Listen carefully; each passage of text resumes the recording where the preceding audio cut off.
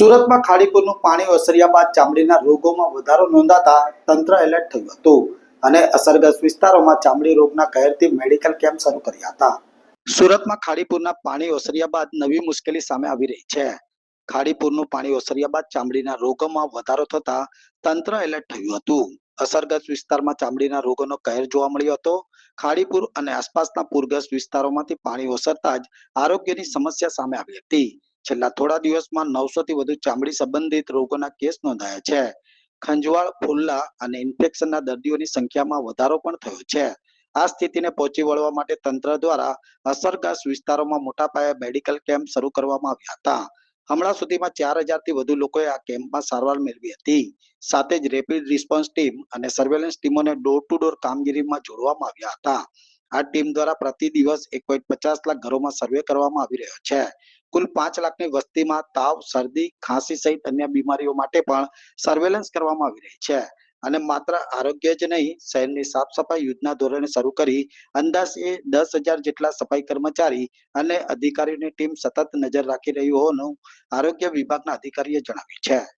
Doctor Fenil Patel, medical officer, Surat મહાનગરપાલિકા આરોગ્ય વિભાગ. આપ સૌ જાણો છો કે ભારે વરસાદ જે 7 અને 8 તારીખે જે ભારે વરસાદની પરિસ્થિતિ સુરત શહેરમાં સર્જાઈ, ત્યારબાદ જે પાણી ભરાવાની સમસ્યા શરૂ થઈ અને એની સાથે સાથે જે આરોગ્યલક્ષી પણ જે કામગીરી કરવાની હોય એના માટે આરોગ્ય વિભાગ દ્વારા તાકીદે સર્વેલન્સ ટીમો અને રેપિડ રિસ્પોન્સ ટીમની પણ વ્યવસ્થા 7-8 તારીખથી જ કરેલી હતી.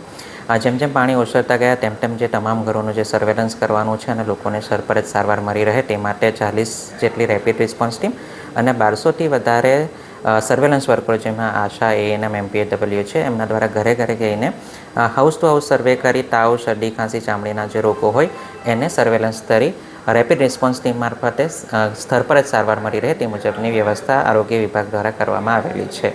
હાલ દૈનિક જે 1200 સર્વેલન્સ વર્કરો દ્વારા દૈનિક 1.5 લાખથી વધુ ઘરો અને 5 લાખથી વધુ વસ્તુ દૈનિક ધોરણે હાલ સર્વેમાં આવરી લેવામાં આવી રહી છે.